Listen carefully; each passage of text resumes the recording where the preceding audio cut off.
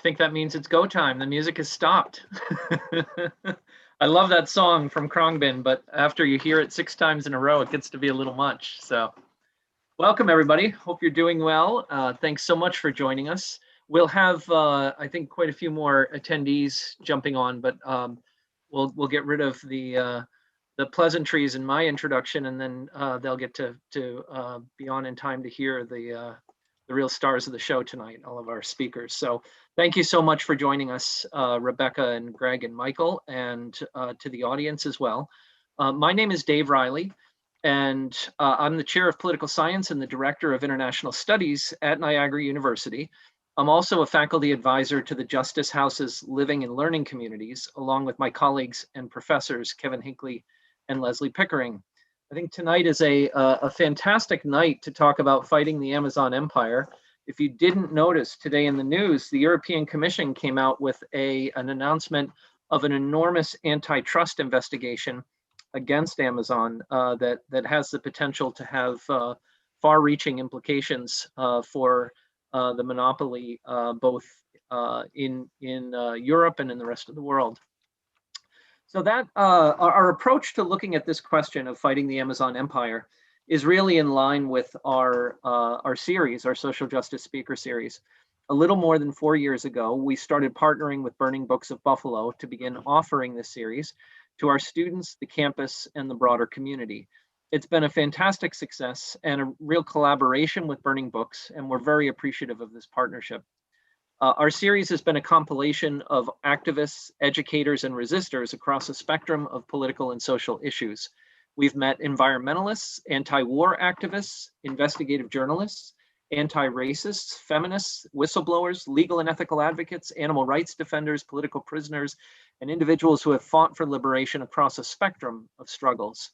The purpose of our series has been and will continue to be to engage the campus and the broader community in these struggles by introducing the ideas of individuals who have been active participants and who have led them. We believe we've been able to contribute to important dialogue on and off campus and to motivate our students and our community to work for social change. The series has also become a critical part of the programming for the Justice House's Living and Learning Communities on Niagara University's campus. And I bring that up because this program, our Justice Houses, bring together housing, programming, and coursework in a way that's transformative for our students and for our communities. The students are working on projects within the community, learning about organizing and advocating for justice and putting those elements to practice. Many of our students are going to be participating in the discussion this evening. So our panel this evening is comprised of 3 individuals who have worked to empower communities and resist corporate monopolization. Greg Leroy is the executive director of Good Jobs First, and he has been called the leading national watchdog of state and local economic development subsidies. Good Jobs First is a national policy resource center for grassroots groups and public officials, promoting corporate and government accountability in economic development and smart growth for working families. Rebecca Newbury is well known in the Western New York community. She's the executive director of the Clean Air Coalition of Western New York. The Clean Air Coalition builds power by developing grassroots leaders who organize their communities to run and win environmental justice and public health campaigns in Western New York. They were instrumental in organizing against Tonawanda Coke, a tremendous victory by any standard, not just in Western New York, but in the United States more broadly, and in demanding community decision-making power in the aftermath of the Huntley plant closure. And Michael Rahill is a board member of the Cred for GI, the Coalition for Responsible Economic Development for Grand Island, New York. This organization successfully launched and navigated a campaign against the massive 2 million plus square foot Amazon warehouse that was planned for Grand Island, New York, but has since been canceled in a tremendous victory for the community. Michael was absolutely instrumental in the marketing, in the planning, in the strategizing, and in the implementation of the efforts to defeat that initiative. So thank you all for joining us this evening and for sharing your insights into why Amazon is an empire worth fighting against. From my perspective, there are really 4 levels of struggle or resistance in which we could focus tonight's discussion. We could look at why the individual consumer should fight against Amazon. We could look at why communities should resist. We should look at why many small businesses battle against Amazon. and even how Amazon has become an international power and empire. Each is really worthy of detailed consideration, but given our limited time frame, tonight's talk, I think, will really emphasize communities with connections to the other levels of fighting the Amazon empire.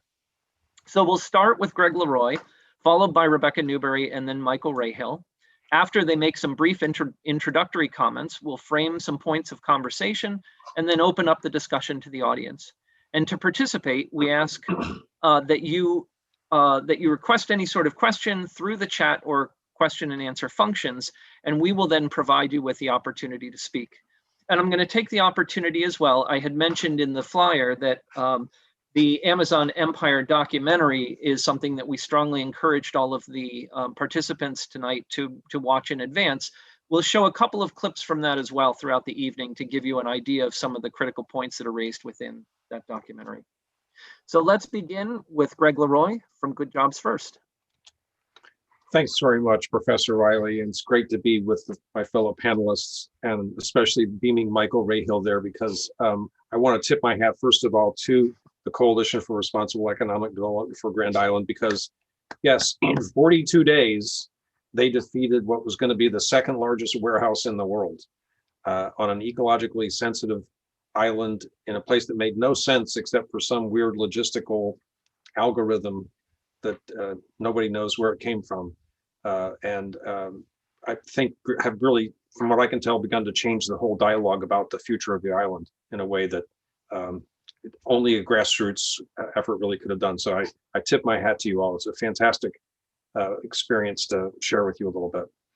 You know, we have problems with big tech in this country, right? There's antitrust investigations going on against lots of high-tech companies in both Europe and now, mercifully, finally in the United States. But Amazon, I want to argue, is in a class by itself in terms of the actors that local communities might want to be concerned about. It's by virtue of both what it does and the growth, the velocity of its growth, right? It's important to keep in mind, Amazon's growing more now in employment every quarter more than Facebook employs altogether as one barometer, right? And the vast majority of those jobs are in the warehouses, in the logistics. Obviously, they're growing in other sections and they're acquiring lots of companies that aren't well understood. But the big issue is they're reshaping retailing, and e-commerce is reshaping retailing, and Amazon is about half of e-commerce. So the reality is e-commerce is coming. It was coming already before the pandemic. Obviously, the pandemic has put it on steroids, but the velocity and the trends are already there. There are already studies coming out called the Amazon effect by groups like Civic Economics, pointing out that you've got this downward draft in retail property values and therefore retail sales tax revenues and retail property tax revenues in communities around the country.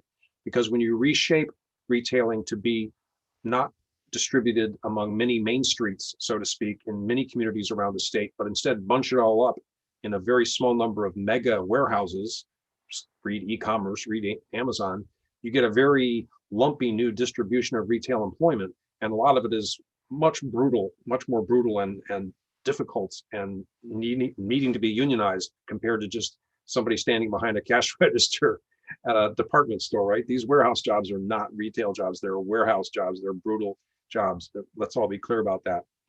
So our message since we published our first study on this 4 years ago is to say, Amazon's coming, never subsidize them, right? Their business model changed, right? Their business model used to be avoiding sales tax. And they did that by having very few warehouses and locating them in states that didn't have sales tax, and then shipping into states that do have sales taxes. But that meant legally they weren't compelled to collect sales tax. And they used that price advantage to gain market share. But that's no more, right? Because the evolution of their business model morphed from 2-day to 1-day to same-day delivery, meaning they had to have warehouses everywhere. So the first link I've sent you in the chat box is an interactive story map we published showing you the logic behind those locations. It's really evident if you just noodle around. They're going to go close to affluent zip codes. They're going to go close to highways and infrastructure. They're going to go close to railheads and airports. Why on earth would you subsidize something that the company must do to compel its business plan? Frankly, we've been saying at the same time, not only should Amazon not get subsidized, they should be paying to arrive. They should be giving out community benefits to arrive. They should be agreeing to worker neutrality for organizing. They should be agreeing to amelioration of the air quality problems and the traffic and the infrastructural wear and tear, and make affirmative hiring decisions and distribute the benefits of whatever occurs in their development projects, both white collar and blue collar, more equitably in partnership with the communities where they locate. That's what they should be doing. And that's what communities should be demanding of this juggernaut. So I'll leave it at that, and we can go back to a good discussion. But our message is, don't subsidize it, harness it. E-commerce is coming. They're the big gorilla in e-commerce, and it's got to be channeled and harnessed. Great. Thank you very much, Greg. We'll turn it to Rebecca. Thank you. You know, my organization is environmental justice and public health organization based in Western New York. And, you know, we're membership based. Our members live in communities that are disproportionately impacted by environmental pollution and who work in facilities that, you know, their lives are at risk every day from what they're exposed to.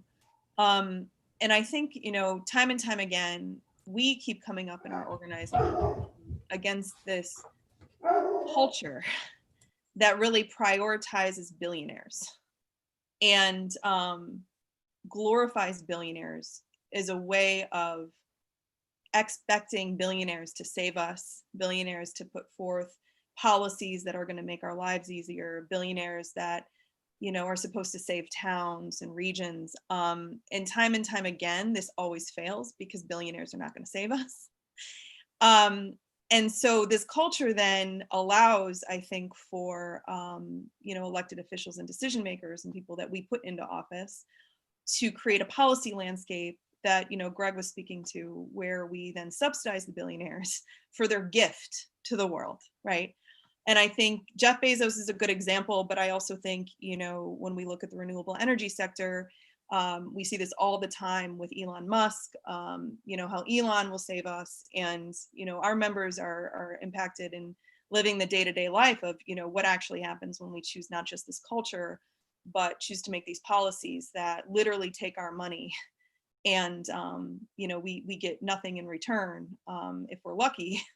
And, you know, if we're not lucky, and if, you know, we live in communities that are disproportionately impacted, you know, it ranges anything from quality of life issues to poverty to death.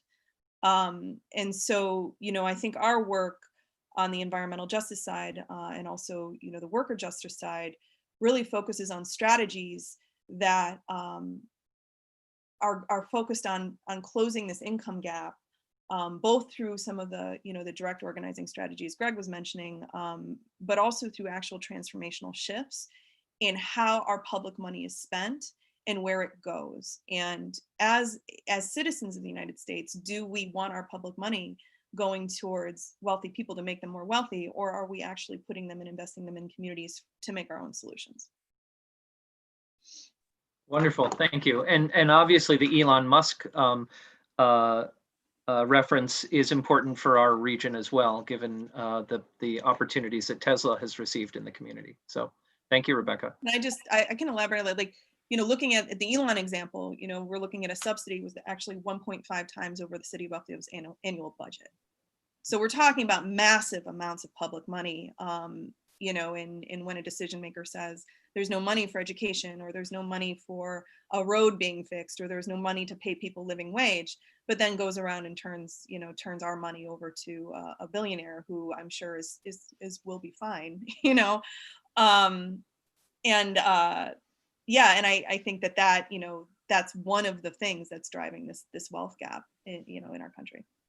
And certainly Michael can speak to the fact that Amazon, for the facility that they were building on Grand Island, was looking for pilot funding as well. So let's turn it over to Michael. Yeah, well, thank you, Dave, so much for having me tonight. It's such a pleasure to be reunited with you and Greg and Rebecca, and it's been a while. So this is a great opportunity tonight. So to start, I'd like to just talk about the importance of this conversation that we're all collectively having tonight. I think there is a sense of urgency to this conversation into educating the public about the sort of invisible infrastructure and these kinds of issues that aren't really talked about a lot, like corporate subsidies, like pilots, and how that has a profound impact on communities all across America. And I think from my own experience, during COVID, I lost my job. I was, in proximity to my family, and my Aunt Kathy Rahill, actually brought to my attention back in late June how far along this project had been pushed through Grand Island in the midst of a global pandemic with little to no public feedback. And when I started to research more, I think that was like Saturday in late June, and I couldn't sleep when I knew about how far along this had come. I ended up just staying up till like 4 a.m. I made a Google Doc. I started to look at other organizations that I could align myself with, that, and we all collectively, Kathy Rahill, myself, Catherine Hastings, and Maureen Phillips, we started to branch out and start to see how we could build partnerships. And from there, the more that we started talking to our neighbors and to, fellow islanders and people in Western New York, the more frustrated they became and the more energized they were in joining our efforts and into allying themselves with us. So I think a couple things off the top of my head from when I first started to really delve into this project was how ill-suited it was for the site. I mean, you're talking about one of the largest warehouses in the world on an ecologically sensitive island in close proximity to Navy Island, which within the past 10, 15 years, bald eagles have come back to that island in very close proximity, about a quarter of a mile away from Buckhorn State Park. And you also have another state park just south, downwind of the proposed facility. So all of these factors, and also the fact that the fabric of the community was largely residential, small town, and very few industrial areas, if any, and most of them were centered along the conduit of Grand Island Boulevard. So first there was that, and then as we started to do more and more research, we came to see the kind of structures that were in place that were allowing this project to move at such a rapid clip. And one of those factors was the altering of our zoning laws, again, in the middle of a pandemic, and during a workshop that would give incentivized zoning opportunities to developers.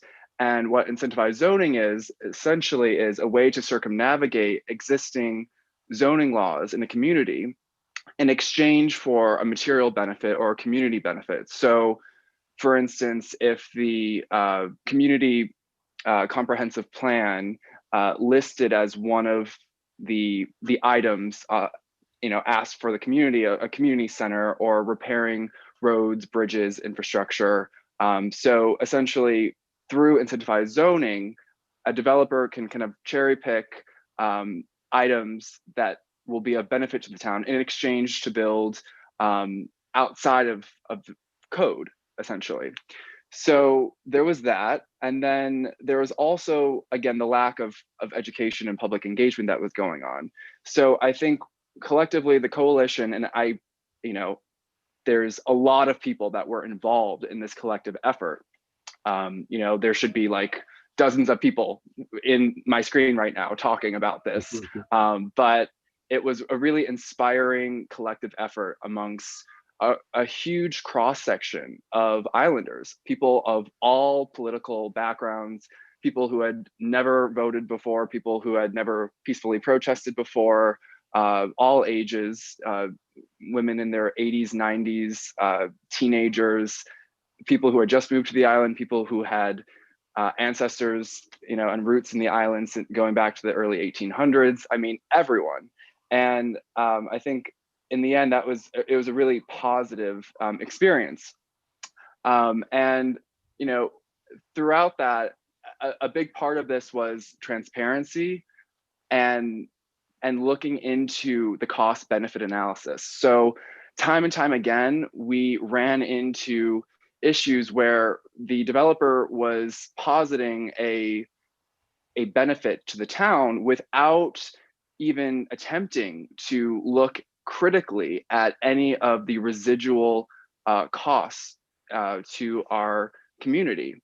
And so I think when you're asked to take at face value the proposed benefit of a developer whose self-interest is to have this project approved, you should probably take what they say with a grain of salt. And I also think there needs to be stronger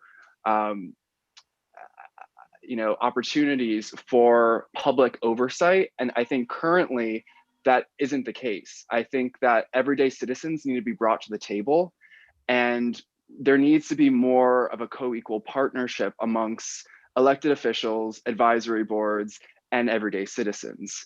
And I think hopefully that's where the future is taking us. But that lack of representation, that lack of public oversight is a theme that was visited upon time and time again throughout this whole process. And I also have to say that I'm so thankful to Greg Leroy very early on. Greg was essentially a guardian angel, and he was very generous with his time and incredible insight and knowledge of the many different ways that Amazon inserts itself into towns and pits towns against one another. And one of the ways they do this is they make the suggestion that they're shopping for a new location, and they're very suggestive about this. And so what that essentially inspires is, kind of a kind of bidding war between towns of who can give away more tax subsidies to Amazon, again, one of the wealthiest companies in the entire world. So you have communities that really can't afford to be giving away this much money, giving away their sense of agency, their sovereignty over to corporations that once, Amazon comes to your town, your sense of community, your sense of leverage is eradicated essentially. So I think that's a really disturbing aspect of Amazon's predatory behaviors in coming into communities and trying to insert itself into communities all across America. I think that the investment should be made to small businesses, and if you're going to be giving tax subsidies away, you should be giving it to Main Street businesses. And I'm hoping that the shift between what we're currently seeing, which is small towns giving away large sums of money to companies like Amazon, to a more local level. I think valuing people over profits and valuing relationships over status is something we have to be very mindful of in our decision making, not only as citizens, but hold our elected officials accountable to that. So I'm hoping that if I could jump in right there, because you hit on a couple of points that I want to emphasize, and then we can move into some of the other elements there. You mentioned the predatory nature of Amazon, and one of the things that was interesting about the campaign on Grand Island was that Cred for GI had to be very, very careful about criticizing Amazon as a company because it has such a positive reputation. And that runs very counter to a lot of the research that Greg has done and the experiences that I think Rebecca has had with larger corporations and that billionaire approach to business. So it was a fine line to walk there. But what I want to do is show a couple of clips and ask for your responses to these to just sort of get the ball rolling on some of the different aspects of what the larger issues are of the Amazon empire and how that affects us on many different levels. So I'm going to share my screen here and show a clip from the Amazon empire documentary. This one's just about a minute long, and it deals with the idea of attacking competition, but really speaks to what Michael just brought up about the predatory nature of Amazon. Amazon took over a large market share of the publishing industry very, very fast. They were very quickly in a position to demand concessions. I think that was a moment where publishers started to realize, oh, wait a minute, like they're our partner but they now have the beginnings of a boot on our windpipe. Inside the company, they had launched a strategy that some called the Gazelle Project, because they'd heard Bezos wanted them to pursue publishers the way a cheetah pursues a sickly gazelle. Well, you don't go after the strongest. It's like the cheetah. The cheetah looks for the weak, looks for the sick, looks for the small. That's what you go for. So don't start with, number 1 publisher. Start with number 7 publisher, and then number 6 publisher. And by the time you get to number 3, 2, and 1, the noise has gotten back to them. They're going to know this is coming, and chances are you may be able to settle that without a full-on war.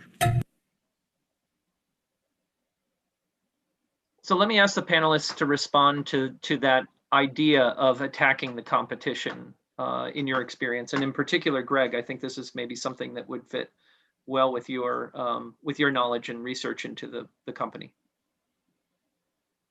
You're muted. Thank you.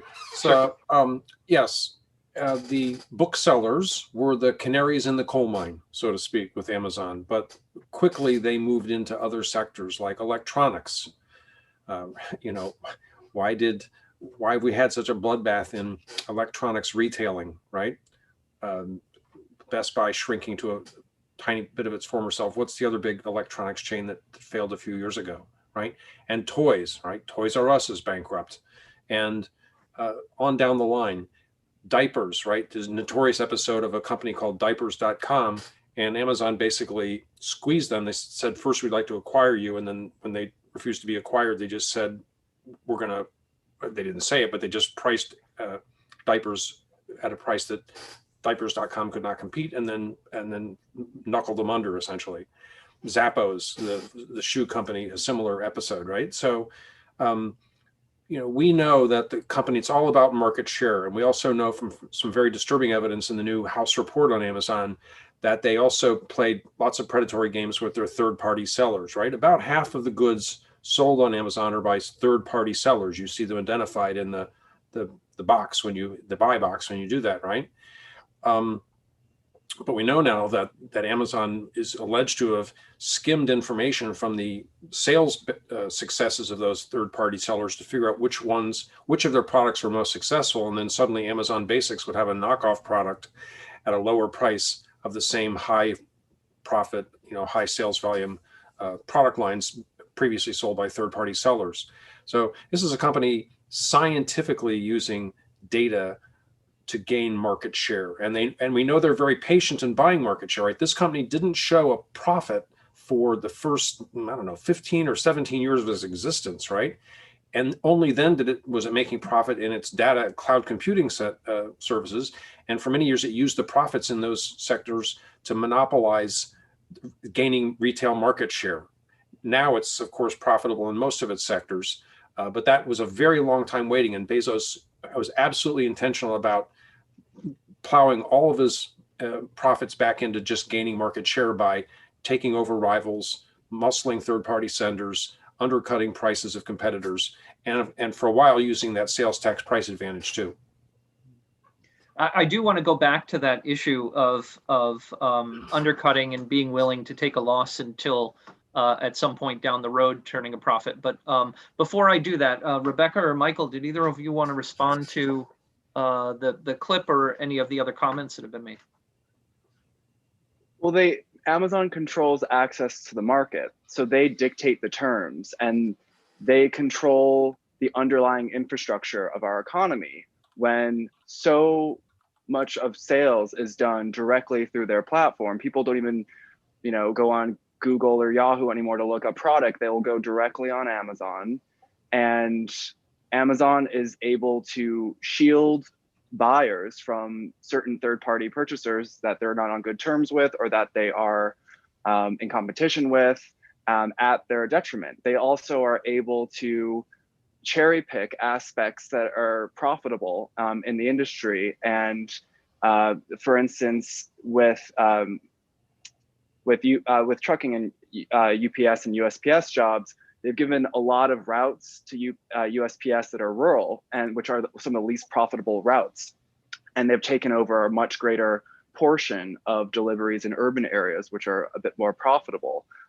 So they, in many instances, I think, and I have a background in interior design, but part of that was looking at historic architecture. I looked at the Gilded Age, and I'm seeing a second Gilded Age in the society that we're currently living in. And antitrust came about because of the railroad barons and the fact that they controlled access to the railroads. And I think we have to really urge our citizens and our elected officials to think far more critically about enforcing our current antitrust laws and expanding upon them. Rebecca? Yeah, I mean, I think all I would add is just sometimes what gets lost in this narrative is the impact to us. And I think when we're looking at Amazon and other companies that have just amassed so much wealth and so much political power and clout, how are those decisions that they're making impacting us? And I don't mean that in a theoretical way. I mean that in like a legitimate way. And as we further see the income gap widen in this country, and as we further see the cuts to wages and benefits and the cuts to the ability for workers to collectively bargain, we're going to continue to see more harm. And I think, this year alone, the pandemic really shed light to that, on what happens when we don't have an economy that's more equitable. Yeah, and I think Rebecca's work when Cred for GI was really in the midst of the battle, I would say Rebecca was absolutely instrumental in helping us to think about the role of unions and exactly what she just said, thinking about how does it impact us and how does it impact workers very directly. Amazon, again, is very careful about orchestrating their brand, the perception of them. And I want to show a clip that talks a little bit about that. And underlying this is really the impact on workers, which isn't directly addressed in the context of this this clip, but I think we'll see the importance of it, and maybe we can talk about that in the context of this in just a moment.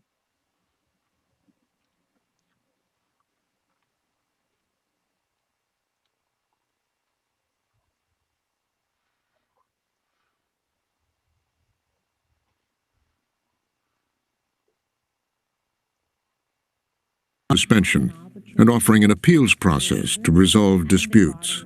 You already have great products. Scale up and reach. But in the eyes of some businesses, Amazon has essentially become like the railroads at the turn of the last century that controlled the flow of commerce across the country. Start selling today.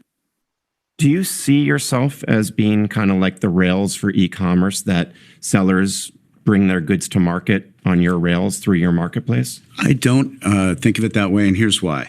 The vast majority of stuff all the stuff that's sold is manufactured, right? So it's manufactured, meaning there are brands and factories that produce stuff and then sell it.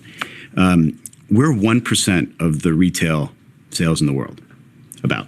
Well, you are the biggest marketplace online, right? No, so again, I don't, the idea that there's an online distinct for brands to sell their stuff and distinct from physical just doesn't make sense to me. And we're far from the largest retailer. So I describe this as retail, and we're competing against Walmart and Target and Costco and Carrefour and Alibaba and Tmall and all kinds of folks who are now selling both physical stores and online. In addition to pointing to other large retailers, inside the company, employees have been schooled in how to talk about its size and power. When I worked at Amazon, we had training specifically on the use of terms like monopoly. We were not allowed to use a term like market share. Amazon has what's known as market segment share. What is market segment? What is market segment share? I don't know, but I know that the lawyers at Amazon feel that those terms are much safer than using terms like market share. So market share was something they were really concerned about. Clearly somebody with the necessary legal training or PR training recognized that Amazon was growing very quickly. And when we were asked to use the term market segment and market segment share, In essence, it's a polite way of saying, I'm not going to talk to you about how big we are. Since leaving Amazon 20 years ago, Shel Kappan has been watching the company with increasing concern, and he's speaking out about it for the first time. I think that the characterization of Amazon as being a ruthless competitor is true.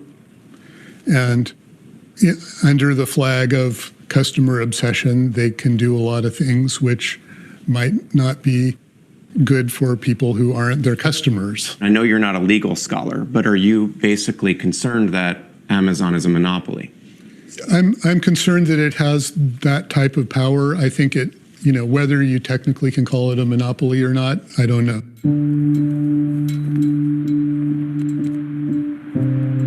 That question has continued to loom over Amazon. I think that Amazon is looking out, and the existential threat that they may face is going to be from government. It's whether or not policymakers are going to step in and intervene and say, you have too much power. For years, Bezos has been ramping up Amazon's profile in Washington. Amazon has been lobbying the FAA to lift, trying to cozy up the politicians so that they will give him the biggest tax breaks around. Spending millions a year on lobbying. Amazon lobbied more government entities than any other tech company. And hiring as its spokesman the former White House press secretary Jay Carney. Okay, so there's a lot there to digest, but let me start with Rebecca. You've had to deal with addressing the navigating of businesses, working through getting workers back to work. You did a tremendous job with blue-green alliances, even though that's not technically what it was being called at the time, right? And building these sort of efforts to address these kinds of issues. What do you see in the Amazon situation that's different, or that stands out in that kind of a clip? I mean, it's pretty typical. I mean, this is not that not that unique when it comes to multinationals and global Goliaths. And even when you get down to the local level, I mean, when we're looking at developers that are just buying up property in the waterfront or buying up land in the city of Buffalo, it's the same story, just in Albany and not Washington D.C. And so, I think for community members, it's challenging. We work with a lot of people who, like myself, did not grow up with an opportunity to fully understand how corporate lobbying works. Really, I didn't know what that meant. I don't know what it was. I didn't know what like an IRA was. I didn't know. we didn't really grow up with access to wealth in that capacity. And so, when you start kind of peeling back the layers here of the onion, you start seeing these connections around the players in Western New York, and then who these folks are hiring nationally, and a lot of times it's former administration. I mean, there's a case in Western New York now when we look at some of the larger polluters like Honeywell. I mean, they're hiring people who used to be in leadership in the Department of Environmental Conservation to act as their consultants. And I mean, this is something that typically happens and is not that unusual. Michael or Greg? Greg. I just want to volunteer in the space around tax incentives, tax breaks. We actually went back and recreated the chronology of the companies creating an office within its public affairs department in 2012 to get tax breaks. And they hired a prominent tax breaks consultant, a guy named Mike Grella, who we named in our study and who I later jousted with the day he left Amazon actually publicly. And it coincided with this business I talked about of changing their business model from few warehouses to lots of warehouses. And once they did that, and they had to get peace with all these tax commissioners whose rules they had been skirting for years, they said, okay, we're creating jobs now. Never mind that we're actually destroying more jobs than we're creating. We're creating jobs, and therefore you should pay us to fulfill our business plan because we need a lot of warehouses. So it's very much a phenomenon of the last 8 years of the company's history. And they're now pulling down about 20 tax break deals a year. Wow. Yeah, to just elaborate on what Greg's saying, I mean, I think, going into this fresh-eyed, one could make the assumption that these people get rich off of their own ingenuity. you know, and they don't, they get rich because they're taking our money.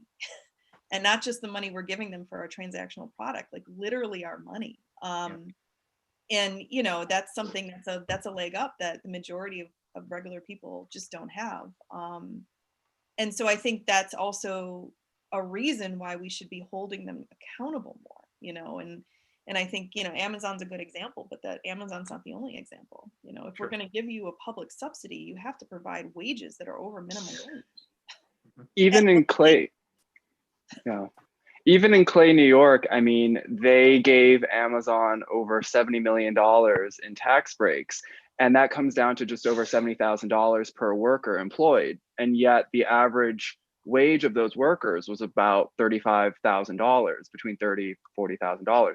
And so in terms of, you know, the scale and the magnitude of Amazon's market presence, as well as the capital and wealth that they have been able to build and influence, and, you know, and their lobbying arm as well, is a huge part of how they've been able to enter into so many different arenas unchecked under one umbrella of Amazon.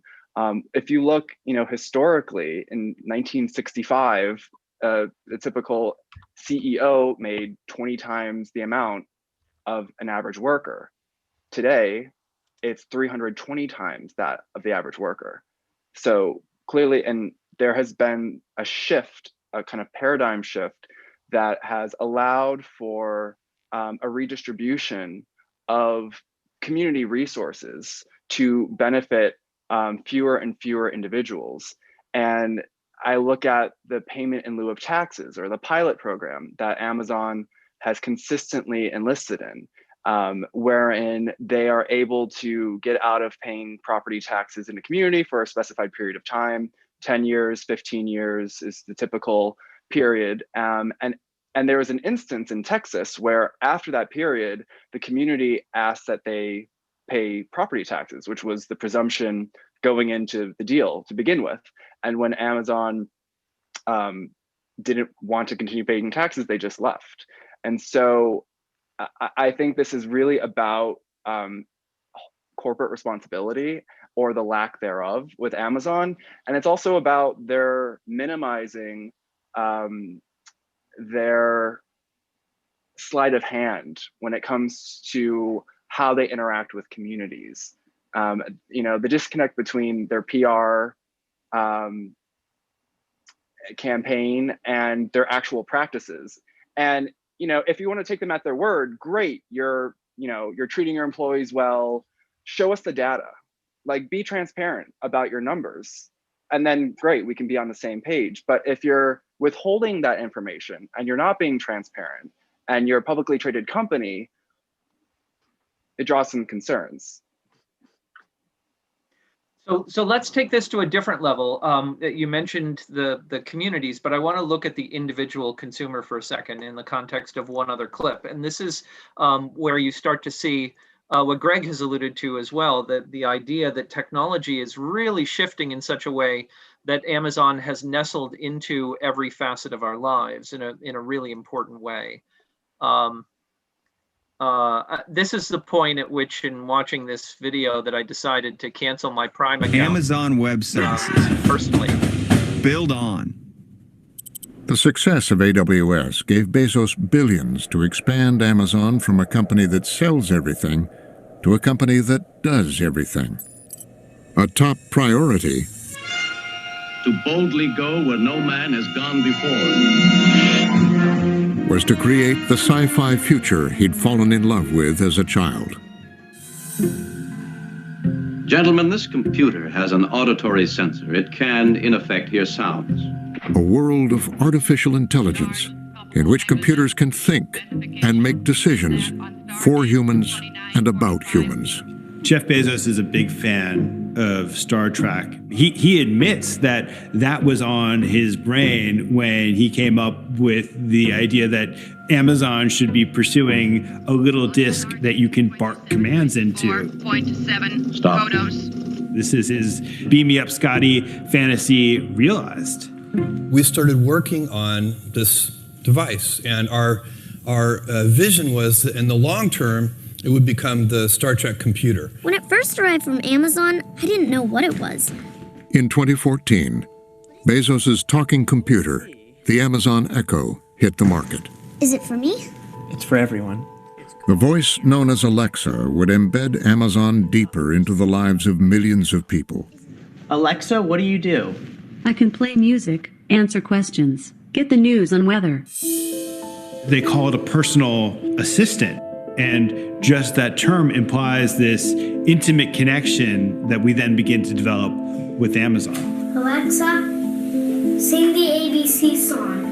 A, B, C, D, E, F, G. I believe that when we think about the future and the future with artificial intelligence, given where we currently are today, Alexa in some ways represents the moment that it becomes seamlessly interwoven with our lives. Alexa, how many teaspoons are in a tablespoon? 1 tablespoon equals 3 teaspoons. Okay. And the problem is that we forget that it's there. Alexa, lights on. Okay. But Alexa is also listening, and she's learning. I'm answering questions and learning more. And that helps Amazon in the race to dominate artificial intelligence. Alexa. And every time you ask Alexa something, you're making the Alexa algorithm better. It's one of the reasons why Amazon, having had a head start, is able to kind of preserve that head start because they've got the most data of anyone. Alexa is one more way for Amazon to gather extremely valuable data. And this data collection is extremely important to this business model. It's extremely hard to do. And, convincing people to just deploy something like this in their home is a brilliant trick. Dave Limp is Amazon's head of devices. How is it that you convinced tens of millions of people to put what is essentially a listening device in their homes? Well, I would first disagree with the premise. It's not a listening device. The device in its core it has a detector on it. We call it internally a wake word engine. And that detector is listening, not really listening, it's detecting one thing and one thing only, which is the word you've said that you want to get the attention of that echo. Once the device is awake and the blue light is on, it's recording. And last year, it was revealed that Amazon employs thousands of people around the world to listen and transcribe some of those recordings to help train the system. Do you think that you did a good enough job of disclosing that to consumers, that there are humans involved in listening to these recordings?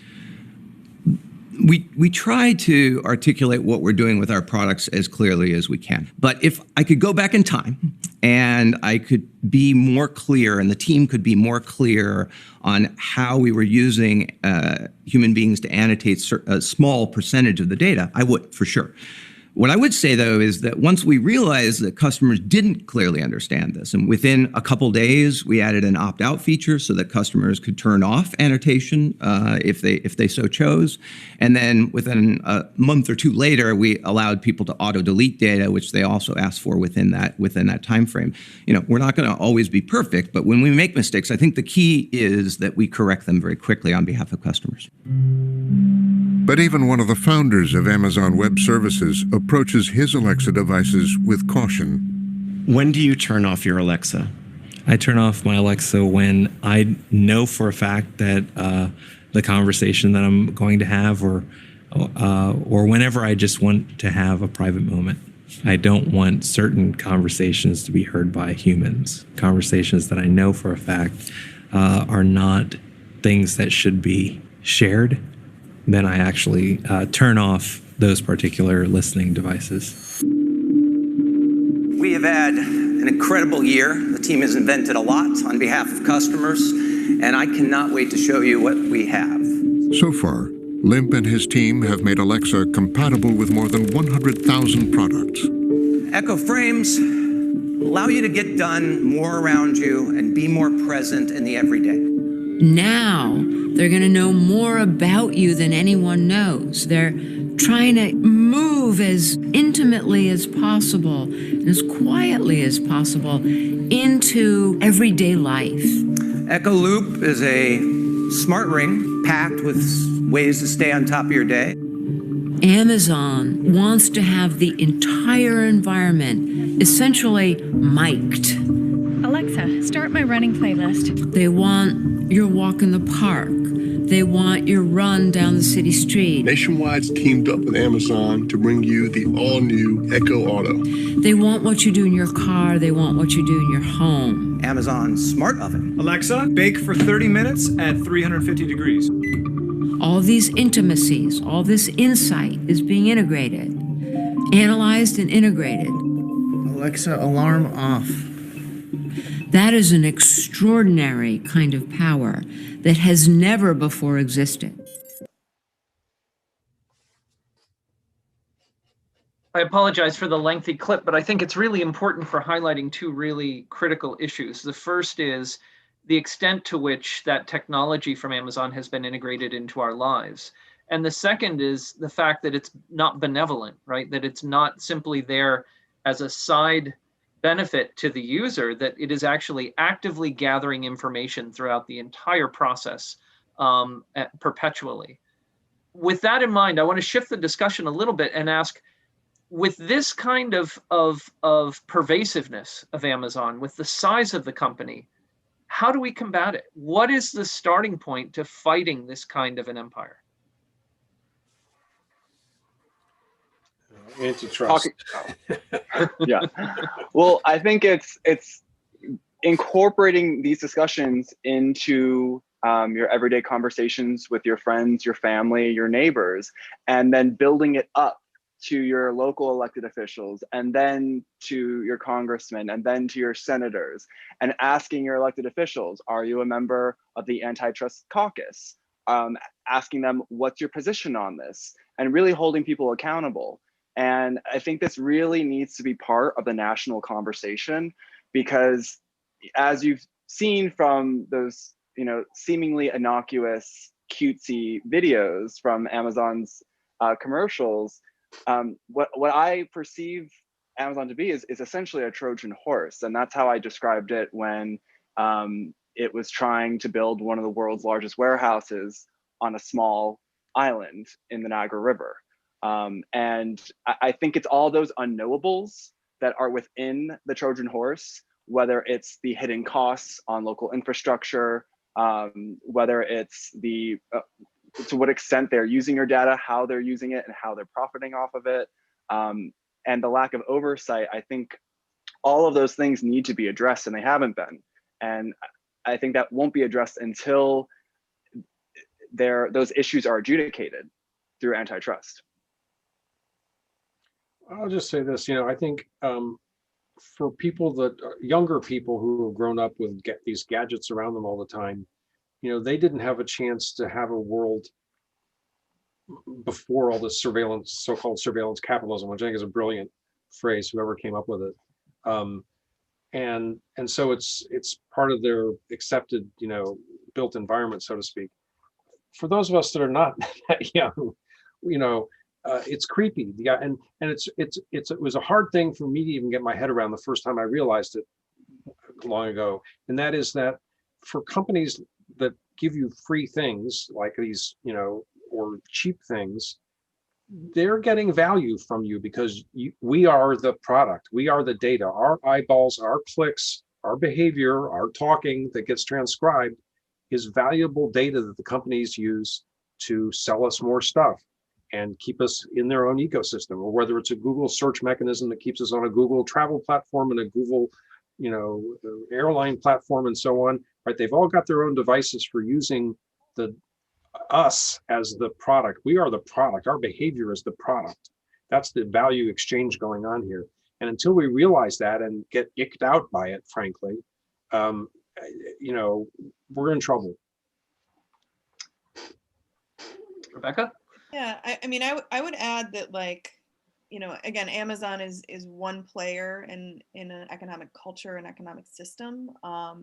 And so I think, the first thing I think folks can do is build your analysis about capitalism, build your analysis around, your local, your city, your county budgets. The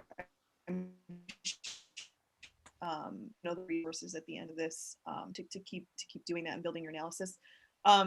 I think how we spend our time, and I've never been necessarily a fan of like a boycott strategy, because I don't think that it's what's going to get us there. And I don't think that personal economic choice is the only solution. I think it's a piece of the solution.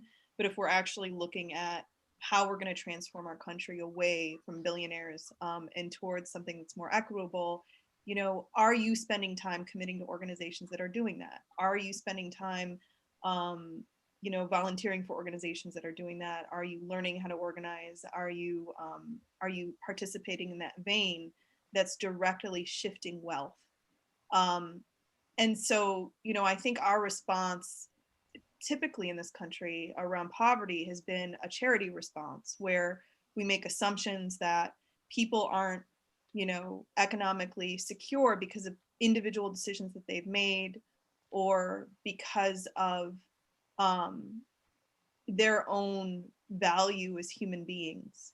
And I think that is one of the biggest myths that has so been rooted in white supremacy and capitalism, that we as Americans really need to fight against and focus on how we are actually actively taking billionaires' wealth.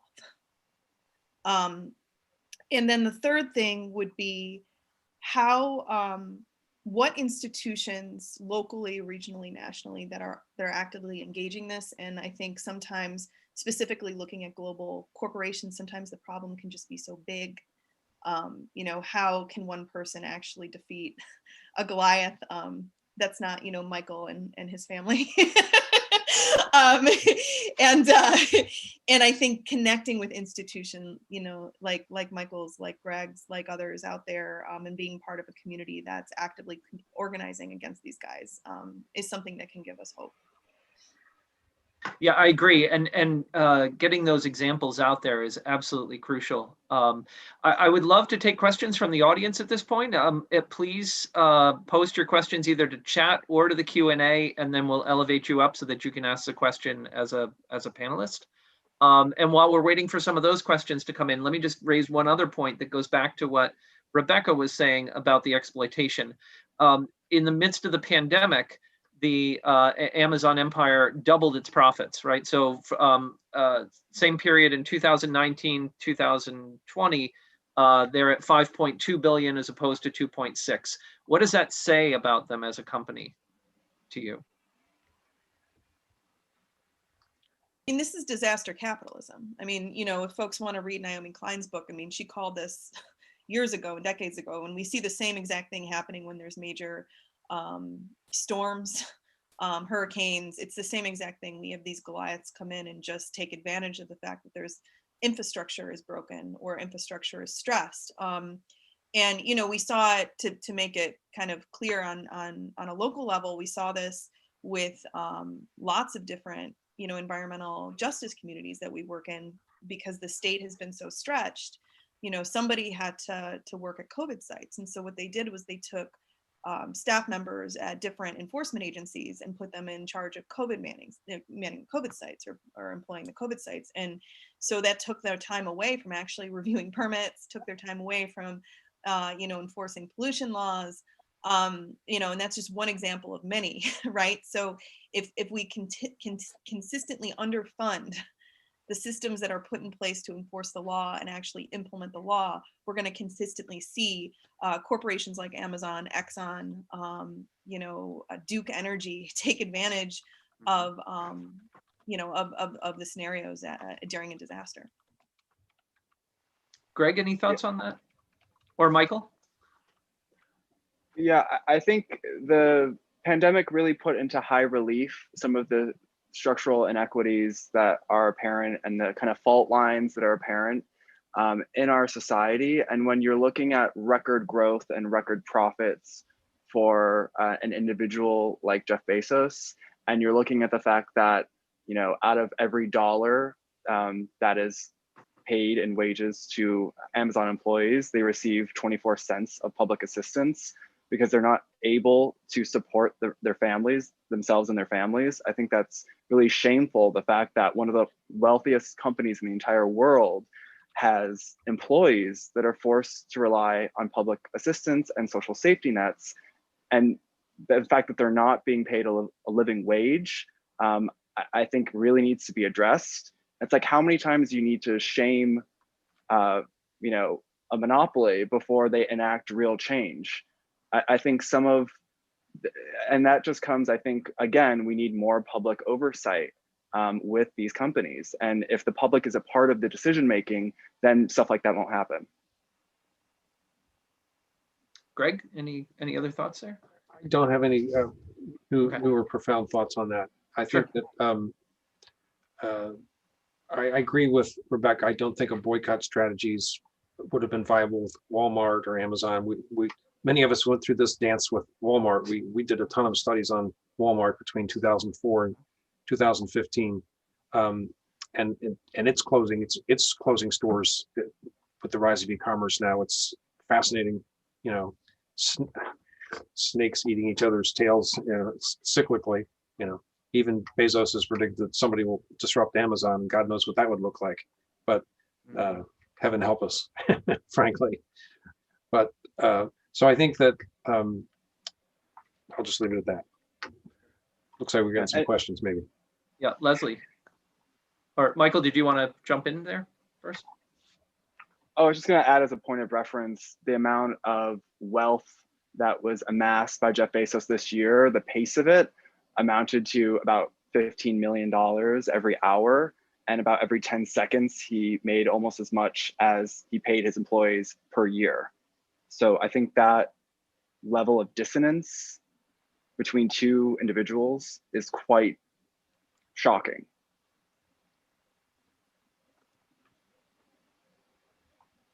Leslie. Oh yeah, this might seem a little tangential, but my mother, she'll only fly on United because she's a United Prime member. I think it's called, or not a Prime. Mileage Plus. Yeah, Plus. Thank you.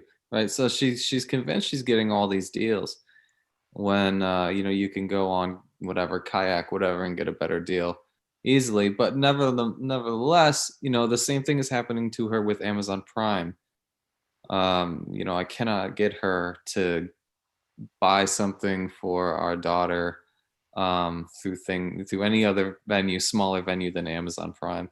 I'm curious to what your thoughts are about Prime, and in particular how it relates to older people who might not be as computer literate, let's say, as younger people.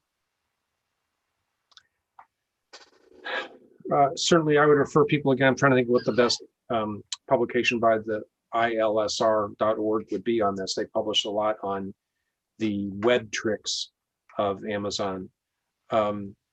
Look, they got there first in terms of e-commerce with an extremely user-friendly website, and then they copied supposedly the idea from Costco originally of the Costco membership, the Prime membership.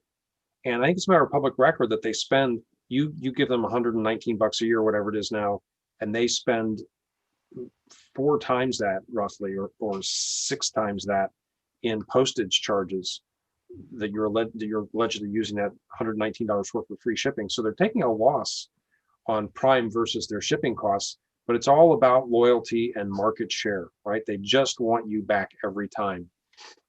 It's the classic, sell you a razor blade for cheap, and then, it's a razor handle, and then sell you blades forever once you're hooked on that blade, on that model of razor. So it's a variation on that theme.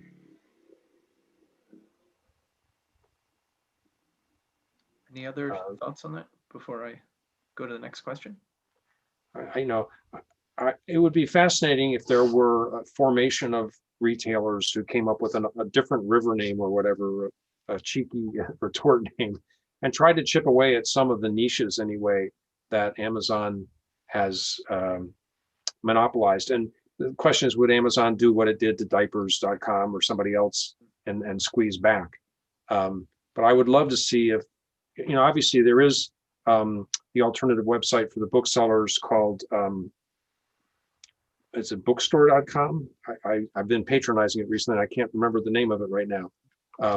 But it discounts books, not quite as deeply as Amazon, but then it remits some of the proceeds to your local bookstores, depending on your zip code.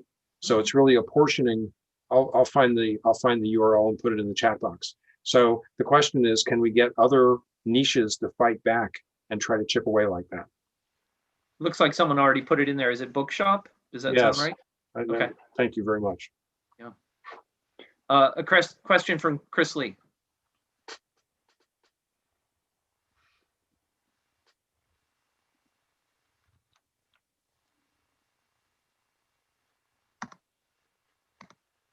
I think I'm there. Am I there? Okay, I'm sorry. First, thank you guys. This is a great panel, incredibly interesting, and it's not really my area, so I'm learning a lot, and I appreciate it. One of the things I wanted to ask was, what do you guys think are some of the most effective ways to get people to, I don't know, kind of think about I think I said the coercive nature of the business practices of companies like Amazon, and then also the way they impact them as individuals or as business owners or as people in the community. Because I don't think that most people think about it. They just go in and as Greg had mentioned, or something that, or I think as Leslie mentioned, that like his mom or something just goes ahead because it's easy and they know it. My wife does the same thing. It's kind of like, oh, I'm looking for some winter gloves. Boom, Amazon, just without even thinking about it. And I don't think there's any thoughts about kind of the impact that has on multiple levels, right? And also the whole thing with Alexa scares me to death. So I just wanted to say that. So anyway, anyone who wants to answer. So there's a dirty term that Stacy Mitchell taught me called showrooming, where people will go to a kitchen goods store and they'll see a pan they like or whatever, and they'll look it up on Amazon, right? They'll touch a bunch of goods and decide which one is the right color and texture and feel for them and grip, and then they'll look it up on Amazon and see that it's $10 cheaper and walk out of the store and go home. And obviously it's infuriating to the merchants who make the point that, look, I delivered value to you. You came in and got to compare, and I have overhead and I have labor, and it's worth $10 or whatever the difference is, right? I mean, I think we have to recognize the value. When I go to the hardware store, I'm not just looking for commodity goods. I'm looking for somebody who knows the right grass seed or the right, paint mixture or the right cleaning product for my particular mold in my basement or whatever. And I get that advice at my Ace Hardware, and that's a cooperative structure. In case you don't know it, each Ace is locally owned, but the buying structure is cooperative, and that's how they get good stuff at good prices. So, I know it doesn't apply to every kind of good or service, but you gotta take that value when you can and acknowledge it. Yeah, I think it's really important to underscore, the importance of local relationships, especially in communities, because, there's a level of service and specificity that you can only get when you have an established relationship with a vendor, with a retailer. When they know it's your birthday, they give you something for free. I mean, there's, and also knowing that where you're investing your money and that your patronage, you can actually see the effect of that investment in the community, and you know that person's going to frequent local restaurants, is going to buy local products when they can, and you can also get a sense of their value system. And when you're buying from Amazon, you're buying into a black box. You don't really know what's on the other side of that. You don't really know what the implications are of your purchase. You don't know that there are people, running around 15, 20 miles a day in a warehouse, could barely have a bathroom break all day just to get you some like cute shoes for your toddler. So it's, that lack of access and visibility to the other side of the equation is what's lacking when you develop a dependency on Amazon Prime and similar platforms. And I understand that there's, cost implications in many instances, but if it's just a matter of convenience, if you can walk around your neighborhood to get what you need, that's great. If you have to drive or bike 5 or 10 minutes, I think it's worth it. And you can really see the difference. I think I would just add that awareness is great, but a lot of people can be aware of something and nothing changes.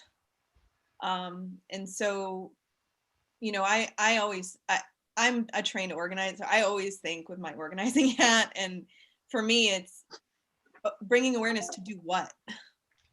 So, you know, I think if this is a thing that particularly is speaking to folks on this call, like, you know, Greg's group is a great place to go to figure out, okay, you know, what can I actually individually do in our region to push decision makers to support policies that will get us closer to where we want to be.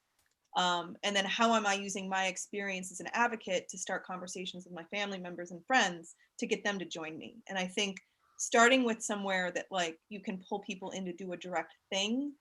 And then it's easier. Then it's like, hey, I saw this documentary, you know, let's sit down and watch. I want to talk about why I'm involved in this. And, you know, I know that there's social distancing happening now with family gatherings, but like, you know, my family plays like online games together, and like we have plenty of conversations in between like people getting up and getting snacks. And so like that's an opportunity to talk about what I learned this week, you know. And I think it's those relationships and those conversations, but they need to be connected to action. And I don't think anyone individually necessarily has to create that action, because there are people out there that are guiding us. And if there was a situation like what happened in Grand Island, I mean, that's a great opportunity to spread awareness and build awareness by getting involved locally. Yeah, I think there's no singular template for engagement. I think you can't make assumptions about, you know, even in a small town like Grand Island, you can't make assumptions about groups of people. You have to really speak person to person. And I think that's when you get the richest kind of dialogue going. And Rebecca was so helpful in helping connect me to other grassroots organizations locally, like the Hamburg Residents Against the Asphalt Factory. And I was able to really see how that kind of incremental, sustained effort in investing in people and speaking with people, neighbors, and educating them, how that really, you know, ended up bearing fruit at the end of it. And I think there are many kind of intersectional issues with Amazon, and Amazon on some level or another touches everyone in a negative way. And so I think there is ample opportunity to bring people into the fold in this conversation, because no matter of your socioeconomic status or your background, your political beliefs, I think local agency is something that is relevant to everyone. And this could have happened anywhere in the country.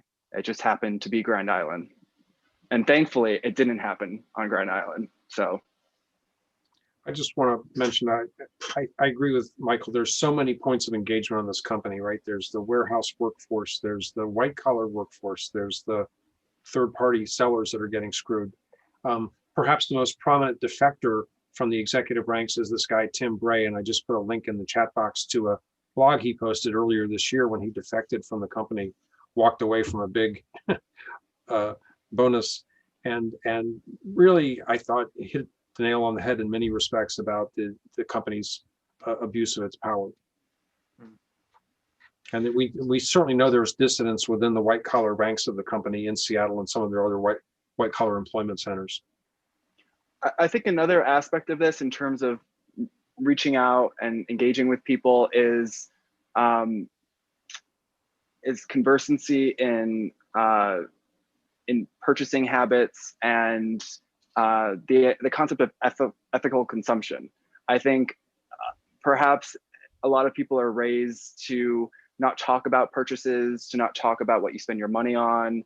But I think more and more it's becoming crucial to have these conversations with friends and family, because your purchase, what you purchase says something about you, and it has a direct impact on other people.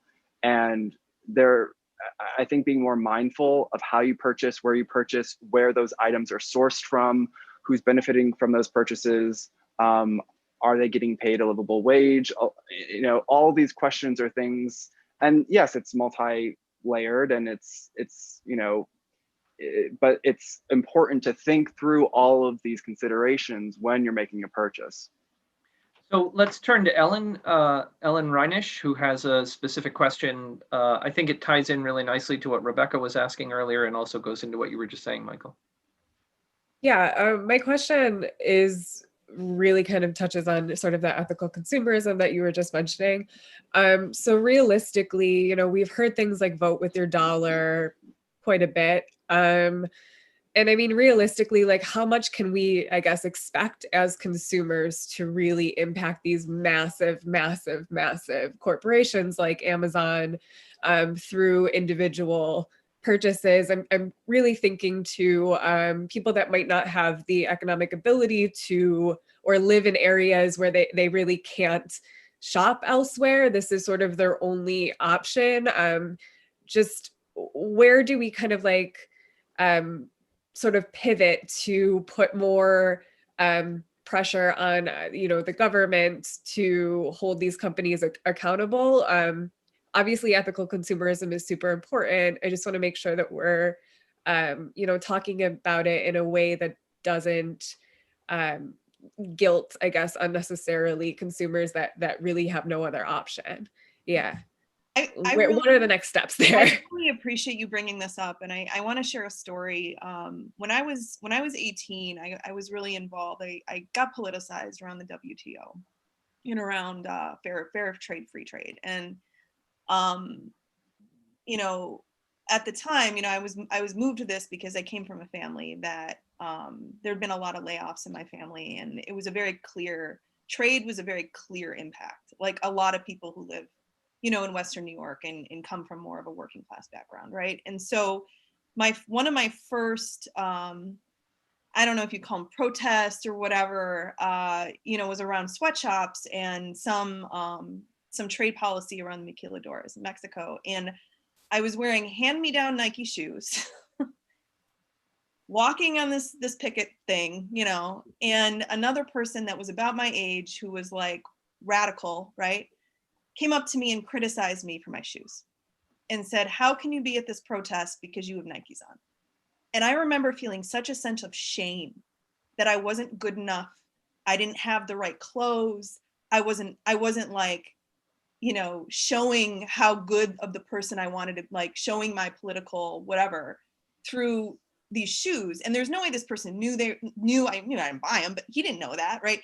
And so there's this tendency I think we have on the progressive movement and on the left particularly to do this shaming, and it always, not the majority of time, comes without this connection to class analysis and race analysis. And so many times it has happened to me, it has happened to people I care about, phenomenal organizers, brilliant people, where because they don't have the perfect analysis or because they don't have the right stuff, they're looked at as not being valuable in the movement.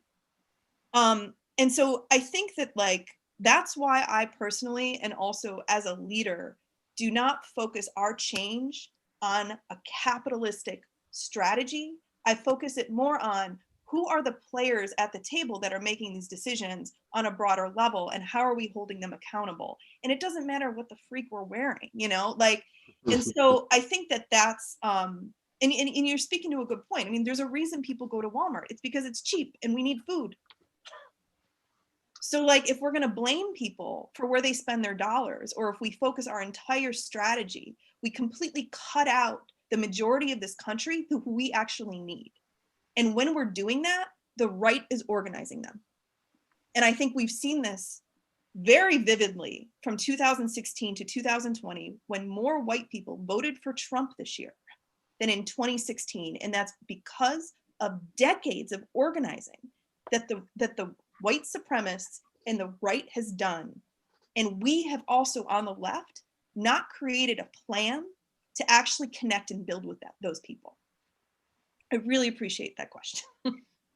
Yeah, I think I also am reminded of there are areas in America, small towns in America, where the only place to get your groceries is a Dollar General.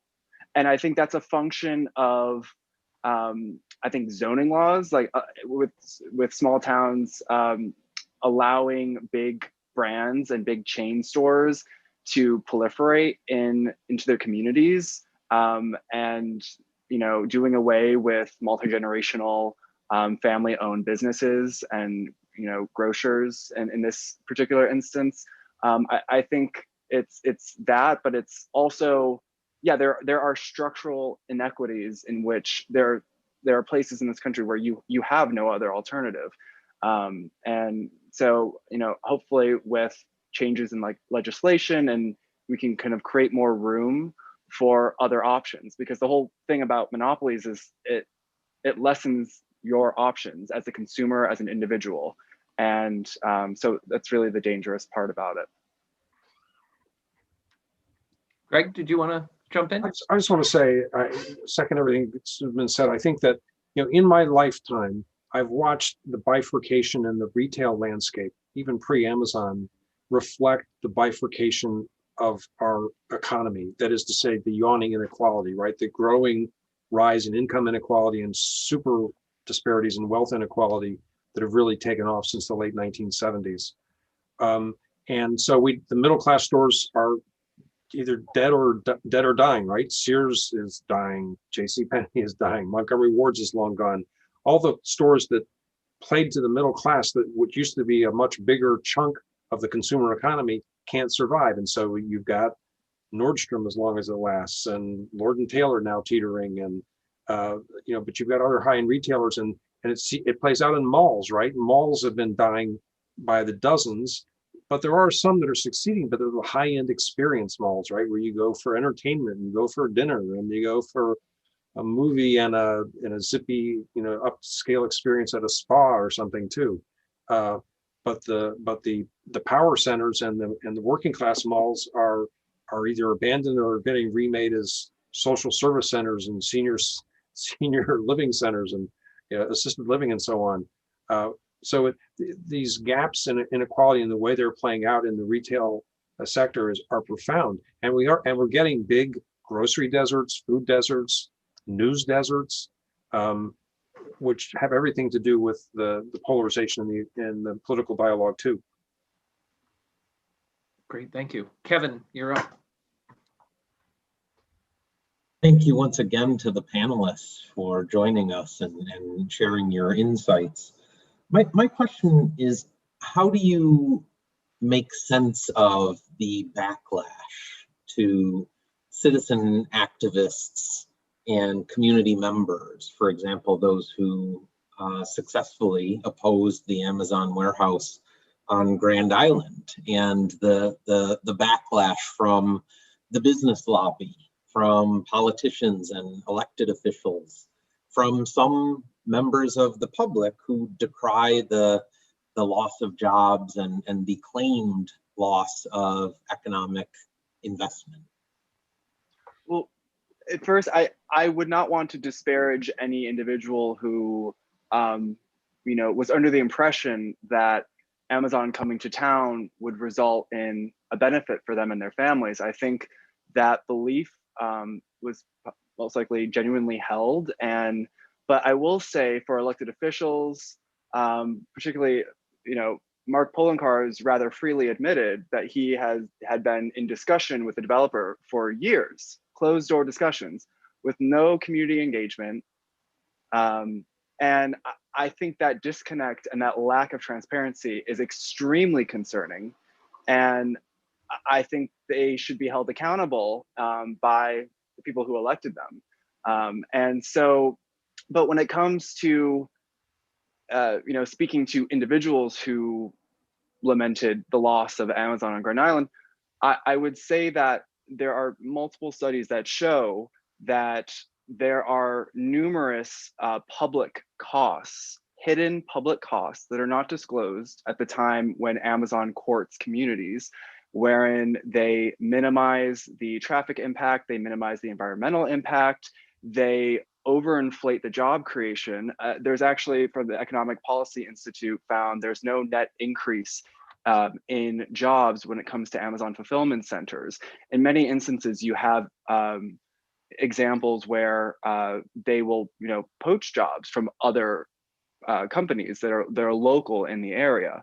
And so I think there are a lot of misconceptions that are exploited to gain mass approval from communities that, and to kind of pull the kind of veil over their eyes, saying that, you know, this is great, there's nothing to worry about, this is going to create jobs. If you look at the proposal of the Amazon warehouse facility, in the design intent alone, 2/3 of the footprint of the warehouse was devoted to robotics. So right then and there, they are laying bare their intention for this facility. And not only that, but you have public statements saying that they are actively working on fully automating their warehouse jobs.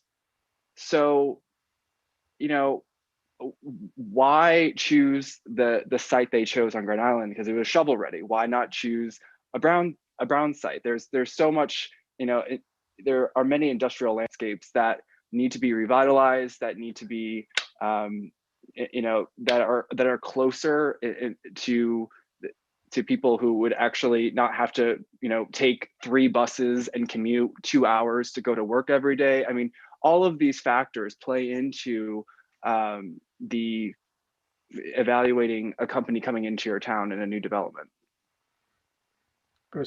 Great.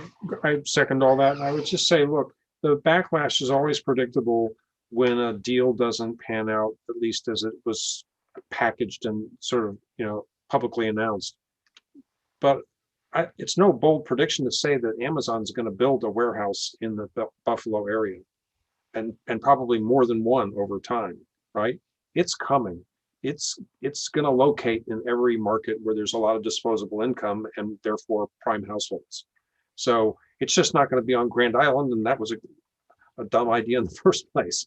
But in terms of regional jobs in e-commerce, and acknowledging that that's going to harm existing retailers to some degree, but you know, every metro area is a winner in terms of e-commerce jobs, because that's the business model. It's like gas stations. You gotta have them in today's retail economy. I can answer with more of a personal experience, like a little bit of personal experience, being the target of a lot of backlash personally. You know, and I think people who make the choice to step into visible leadership positions, when you and the people you are standing with are costing others money, in some case millions and billions of dollars, you can anticipate they will try whatever they can do to tear you down. And so, you know, what I've learned over the past few years here is, like, really disconnecting yourself from a personal attack, even when it's personal. You know, and in my case, you know, personally attacking my character, personally attacking my integrity, you know, it's not you can't hold that with you, because it's a strategy they are using. And really being clear about who you are surrounding yourself in your own inner circle, and making sure that you are surrounding yourself with people who not only share your politic, your analysis, but also at least one of those people who gets what you're doing. You know, like, and you know, we can have friends and family members that, like, kind of get it, but, like, at least one other person who's might not have been in your exact shoes, but, like, gets what you're doing and why you're doing it. And building that sense of trust, because I think the further along folks get in their visibility, you know, the further risk that they are taking. And I think for a lot of people that I've seen leave the movement, it's people that haven't had those bases and those nexus of support. Yeah, Kathy Rahill, the leader of Cred for GI, she put herself out there, and I think she at all times was centered in an effort to educate and to be non-political, to raise awareness of key and relevant issues. And even occupying that space and that role with those intentions, she still was, you know, the target of criticism from the community, unfortunately. And I really, you know, commend her bravery and her dedication and her leadership. I mean, she's a tremendous leader, and I'm so thankful I was able to work so closely with her. you know, she's really been she's incredibly inspiring. But again, you know, it's when you're in a position where you're questioning authority, there will be detractors and there will be critics, and so I guess it's part of the bargain. I think this lends to a really good concluding question. If each of you could offer, we have an audience full of budding organizers, students interested in advocacy and social justice. A piece of advice or some recommendation of what has worked for you. Let's end on a positive and inspiring note. If you could each offer something by way of a suggestion for them in their future careers and efforts. Start with, well, I'll let you go in whatever order you're ready, because it looks like you're thinking.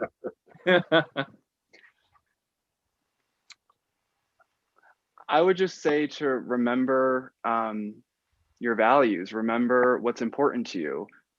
Do you care about where you came from? How important is your sense of community? And are you willing to put yourself out there and maybe get into some uncomfortable conversations in order to ensure the long-term sustainability of your community? Are you willing to engage in these conversations and start to organize and really start to build coalitions to ensure the protection of your communities? I think it's really important to always center yourself with your values and good people around you. And I'll use the Cred 4 GI victory as a jumping off point for what Michael just said. I think if you're going to learn to be an organizer, you need clarity of purpose. And in their case, they needed to get 3 votes on the town council to not approve the zoning variation, right? Their campaign was not to disparage anybody for their beliefs. It was not to prove that they were smarter than anybody else. It was not to settle any old scores. It was not to, make themselves look good or gain some personal advantage. It was about channeling the community's concerns in a positive way to get the town council to listen to people, because there was such a unanimous, or an overwhelming consensus within the community about the project not making sense there. And I think when they stayed very focused on that and tuned all the other, distractions that invariably try to jump into your lap when you're doing something in a public debate, and stayed focused on reaching people, identifying people, enabling people to express themselves effectively in ways that many of them had never done before, it worked. Yeah, I think I would just summarize what these guys are saying around, like, the best organizers that I've ever met have not necessarily been the people with the perfect strategy or the perfect ideas, or, I remember when I stepped into this leadership position, I was asked, like, one of my first questions was asked, like, what's your vision? I was just like, I don't know. Win? Like, so I think we put up these ideas in our culture about, like, who the perfect leader should be, and in my experience, it's been people who are humble and understand their strength is only as deep and as broad as the people they are moving with. And so if you're not bringing people along with you, and if you're not actively building up others' leadership, I think, as Michael and Greg were speaking to, you're not an organizer. And I think there's plenty of room for people in this movement who want to be more individual advocates. But if we're choosing the path of shifting power, you have to like people. And you have to like people in, like, all of our imperfections and all of our nuttiness and zaniness and, like, complexness and layeredness. And be okay with that. And I think the other piece of it is, like, the difference I see about from organizers who are truly excelling is this concept of rigor, and, like, really honing in on their practice. And that only comes from what Michael was saying, like, being grounded in your values, not being ashamed of where you came from, and being rooted in that, and also like a desire to learn, and know that like my entire life I'm never going to know it all. So if I walk into a room and I have all the answers, I'm not working there. Well, that I think what you've all offered tonight is a really good way to get started for these students in thinking about some of these critical issues. And I can't thank you enough. You came at this topic, which is a very broad topic, from a variety of different angles, but the ideas really dovetailed beautifully. And I think there's a very coherent and clear message that comes out, that's practical and valuable, and also really well informed. And I think for our students, but for all of the audience, there are some really important lessons that can be drawn from this, and inspiration as well. So thank you all for your sharing. I hope that at some point down the line, we have the opportunity to actually bring you to campus and to share in an experience where it is more of an intimate, less technical experience. And as soon as that's possible, we'll look to do that. And maybe at that point, the European Commission will have concluded its investigation of the antitrust movement against Amazon, and we'll have something more to celebrate and work on. But in the meantime, thank you for fighting the good fight. It's everything that you said tonight just reinforces that you all are, and it's great to see it from different perspectives and with such valuable reflections. Thank you very much. Thank you, guys. Thank you. And thank you to the audience as well. Great questions, and we look forward to seeing you in a future event. So, and I hope everyone goes on their town board meeting whatever the next town board meeting, be on the Zoom call, be there, and have something to say. There you have it. Cool. Great. Okay. Thank you all. Have a wonderful night. Night. Thanks for joining us. Bye.